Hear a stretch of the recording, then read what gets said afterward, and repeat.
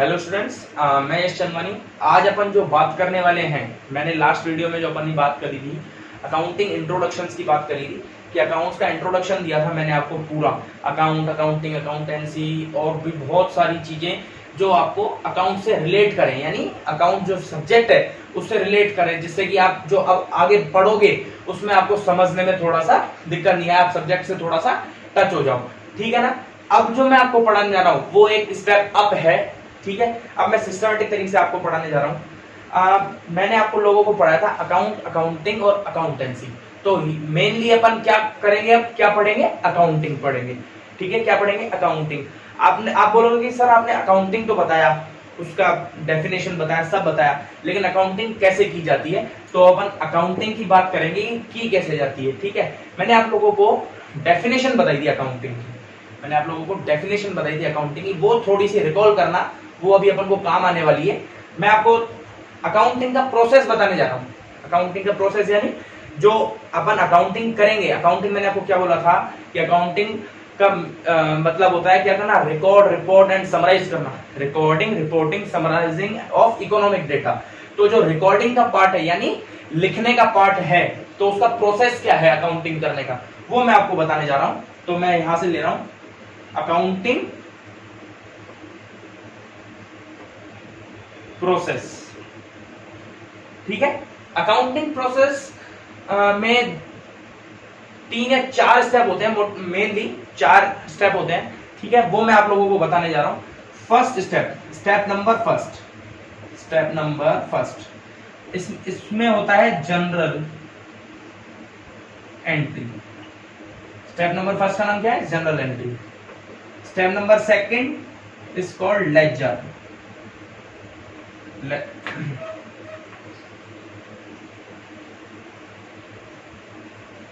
Laser. Step number third होता है trial balance. And step number जो फोर्थ होता है, स्टेप नंबर फोर्थ में 3 स्टेप आते हैं। स्टेप नंबर फोर्थ में क्या आते हैं, 3 स्टेप आते हैं, वो मैं बता रहा हूं। First is called trading account, second profit and loss account, इसको P&L अकाउंट भी बोला जाता है, शॉर्ट में P&L अकाउंट। एंड थर्ड होता है balance sheet. Third is called balance sheet. ठीक है। अकाउंटिंग प्रोसेस में आपको बता रहा हूं, अकाउंटिंग प्रोसेस में 4 स्टेप होते हैं। फर्स्ट स्टेप कौन सा होता है, फर्स्ट स्टेप होता है जनरल एंट्री, सेकंड स्टेप होता है ledger, third step is called trial balance and fourth step में 3 स्टेप आते हैं, trading account, P&L account and balance sheet. ठीक है। अब सिस्टमेटिक तरीके से एक एक करके इन सब चीजों को अपन कंसल्ट करके जाएंगे। सबसे पहले मैं जनरल एंट्री को कंसल्ट कर रहा हूं। ठीक है। सबसे पहले मैं किसको कंसल्ट कर रहा हूं, जनरल एंट्री को। मैं इसको यही ले लेता हूं। ठीक है ना। देखिए फर्स्ट स्टेप,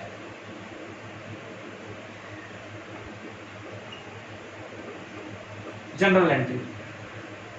जनरल एंट्री क्या होती है, मैंने आपको डेफिनेशन के अंदर बताया था, रिकॉर्डिंग का पार्ट। ठीक है ना, रिकॉर्डिंग, रिपोर्टिंग और समराइजिंग का पार्ट। तो जनरल एंट्री जो होती है वो रिकॉर्डिंग का पार्टीशन होती है। किसका पार्टीशन है, रिकॉर्डिंग यानी लिखना। ठीक है ना। तो जनरल एंट्री यानी लिखना होती है। तो जनरल एंट्री लिखी कैसे जाती है, देखो मैंने आपको बोला था कि बिजनेस पर्पस की बात करेंगे और डबल अकाउंटिंग सिस्टम की बात करेंगे। ठीक है ना, ये चीज ध्यान रखना कि हमेशा अब हम आगे always business purpose and double accounting system की बात करेंगे। ठीक है। तो बिजनेस पर्पस में बिजनेस के अंदर जनरल एंट्री का मीन क्या है, जनरल एंट्री को कैसे रिकॉर्ड किया जाता है, कैसे रखा जाता है, उसका प्रोसेस क्या है, वही मैं बता रहा हूं। जनरल एंट्री मीन्स सिस्टमेटिक तरीके से, क्या सिस्टमेटिक, जो रिकॉर्ड इकोनॉमिक डेटास होते हैं बिजनेस के अंदर, जो इकोनॉमिक डेटास होते हैं उसको सिस्टमेटिक तरीके से लिखना। क्या करना, लिखना यानी रिकॉर्ड करना सिस्टमेटिक तरीके से, यानी मतलब स्टेप बाय स्टेप। ठीक है। सिस्टमेटिक तरीके से यानी स्टेप बाय स्टेप लिखना क्या कहलाता है, जनरल एंट्री कहलाता है।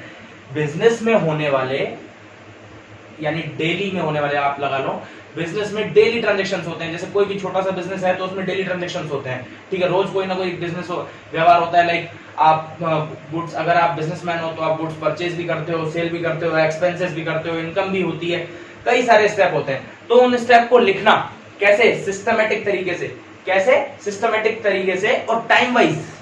मेन ये चीज है, डेली ट्रांजैक्शंस जो होते हैं बिजनेस पर्पस के इकोनॉमिक डेटा वाले, यानी बिजनेस पर्पस के इकोनॉमिक डेटा के डेली ट्रांजैक्शन, यानी रोज होने वाले जो व्यवहार हैं उसको सिस्टमेटिक तरीके से टाइम वाइज लिखना। सिस्टमेटिक तरीके से टाइम वाइज मतलब डेट वाइज। जैसे आज अगर कोई, आज की बात करें और आज मान लो कोई ट्रांजैक्शन कर लिया, जैसे आज बिजनेस में 50,000 का माल, 50,000 के गुड्स सोल्ड कर दिए यानी बेच दिए, और उसको अपन नेक्स्ट डे लिखे, नहीं, सिस्टमेटिक ढंग से, और उसको सेम डेट पे लिखना क्या कहलाता है, जनरल एंट्री। उसको जिस टाइप से लिखेंगे, यानी उस ट्रांजैक्शन सॉरी उस ट्रांजैक्शन को कैसे लिखेंगे, उस ट्रांजैक्शन को लिखेंगे कैसे, ठीक है, वो जो होता है वो क्या होता है, जनरल एंट्री।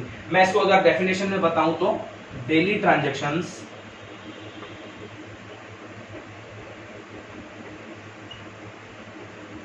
डेली ट्रांजैक्शन और इकोनॉमिक डेटा वाले, ठीक है, को सिस्टमेटिक तरीके से, systematic wise and date wise या टाइम वाइज क्या करना, रिकॉर्ड करना। टाइम वाइज क्या करना, रिकॉर्ड करना। यानी जनरल एंट्री का मतलब क्या होता है, बिजनेस में रूटीन से होने वाले, डेली रूटीन में होने वाले डेली ट्रांजैक्शन जो इकोनॉमिक हो। डेली ट्रांजैक्शन सारे नहीं, जैसे डेली ट्रांजैक्शन में तो मान लो ऐसे भी हो सकता है कि आपने किसी को आज जॉब पे फर्स्ट डे उसको रखा है, यानी उसको जॉब दिया फर्स्ट डे, ठीक है, उसको अपॉइंटमेंट दिया है, तो वो अगर किसी भी मान लो कोई स्वीपर है, सपोज करें कि कोई स्वीपर है, आज उसने आपको वो आपके पास आया बात करने, और आपने उसको बोल दिया कि ठीक है यार कल से आ जाना, और वो नेक्स्ट डे आ गया, तो वो स्वीपर आ गया तो उसकी एंट्री नहीं करेंगे, लेकिन स्वीपर को अगर पेमेंट कर दिया तो उसकी एंट्री करेंगे। यानी डेली ट्रांजैक्शन जो इकोनॉमिक हो उसको सिस्टमेटिक तरीके से या time wise, date wise record करना क्या कहलाता है, जनरल एंट्री, ठीक है, जनरल एंट्री कहलाता है, ठीक है, इज कॉल्ड जनरल एंट्री। अब देखो आगे मैं बढ़ रहा हूं, थोड़ा सा मुझे इसको रफ करना पड़ेगा। देखिए मैं यहां से इसको रफ कर रहा हूं, अगर किसी को भी ये नोट डाउन करना हो तो वीडियो को पॉज करके नोट डाउन कर सकता है, ठीक है ना। देखना मैं अभी आप लोगों को आगे, अब अपन बात जो करेंगे वो जनरल एंट्री की बात करेंगे। 4 स्टेप हैं, ठीक है ना, उसकी बात ना करके फर्स्ट स्टेप को अपन डीपली कंसल्ट करने वाले हैं, ठीक है ना। तो मैं अभी आपको जनरल एंट्री मैंने आपको बता दिया, आप जनरल एंट्री को थोड़ा सा डीपली कंसल्ट करते हैं कि जनरल एंट्री बनाई कैसे जाती है, how to make journal entry, ठीक है। उससे पहले मैं आपको बता रहा हूं जनरल एंट्री का क्या प्रारूप, यानी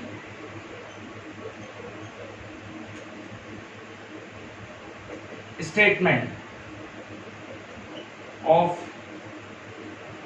जनरल एंट्रीज, ठीक है, statement of general entry, statement बोलो या प्रारूप, यानी वो क्या बोलते हैं, जो भी मैं आपको बताऊंगा अभी। स्टेटमेंट ऑफ जनरल एंट्री कि जनरल एंट्री किस में बनाते हैं। जैसे मैंने आपको स्टार्टिंग में वीडियो में अपन ने बात करी हो, तो मैंने आप लोगों को बताया था कि रिकॉर्ड करना, क्या ट्रांजैक्शंस को, इकोनॉमिक डेटा को रिकॉर्ड करना क्या कहलाता है, क्या कहलाता है, अकाउंटिंग कहलाता है। तो अकाउंटिंग रिकॉर्ड तो करेंगे, लेकिन रिकॉर्ड करेंगे किसमें, अरे रिकॉर्ड तो कर लिया, ठीक है, लेकिन रिकॉर्ड करेंगे किसमें, तो वो रिकॉर्डिंग के स्टेप है ये, journal, ledger, trial balance, trading period, balance sheet. तो वो जनरल में, अब अपन जनरल की बात कर रहे हैं, तो जनरल में जो ट्रांजैक्शन है उसको रिकॉर्ड करने का मेथड क्या है, ठीक है ना, वो मैं बताने जा रहा हूं। ये देखना, मान लो ये आप लोगों की नोटबुक का एक पेज है, ठीक है, ये नोटबुक का आपका पेज है, ठीक है, इसमें सबसे फर्स्ट कॉलम बनता है डेट का। देखना, सबसे फर्स्ट कॉलम बनता है डेट का।